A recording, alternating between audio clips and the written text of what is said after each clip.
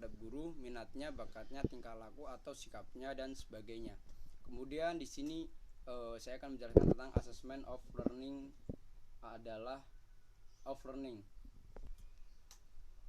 merupakan proses pengumpulan penilaian pada sebuah pemberian poin setiap waktu, membuat pertimbangan tentang kualitas pembelajaran siswa atas dasar kriteria penilaian dan menetapkan nilai untuk merepresentasi kualitas siswa.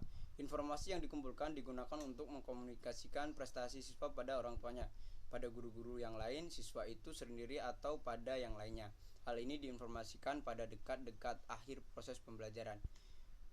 Selanjutnya, pengukuran. Menurut Endang Purwanti tahun 2008, pengukuran dilakukan untuk memberikan angka-angka pada suatu gejala atau peristiwa atau benda sehingga hasil pengukuran akan selalu berupa angka. Brownlow dan Lin tahun 1990 secara sederhana merumuskan pengukuran sebagai measurement estimated.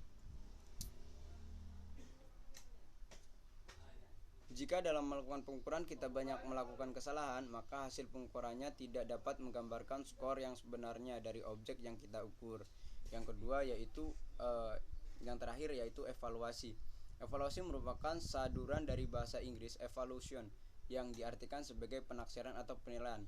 Nur Kancana tahun 1983 menyatakan bahwa evaluasi adalah kegiatan yang dilakukan berkenaan dengan proses untuk menentukan nilai dari suatu hal. Sementara menurut Rakajoni 1975 menjelaskan bahwa evaluasi adalah proses untuk mempertimbangkan suatu barang, hal atau gejala dengan mempertimbangkan beragam faktor yang kemudian disebut value judgment.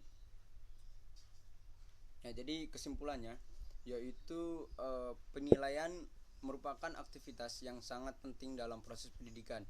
Semua proses di lembaga pendidikan formal pada akhirnya akan bermuara pada hasil belajar yang diwujudkan secara kuantitatif berupa nilai. Pengumpulan informasi pencapaian hasil belajar peserta didik membutuhkan teknik dan instrumensi penilaian serta prosedur analisis sesuai dengan karakteristik penilaian masing-masing. Nah, di kurikulum 2013 merupakan kurikulum berbasis kompetensi dengan KD sebagai kompetensi minimal yang harus dicapai oleh peserta didik.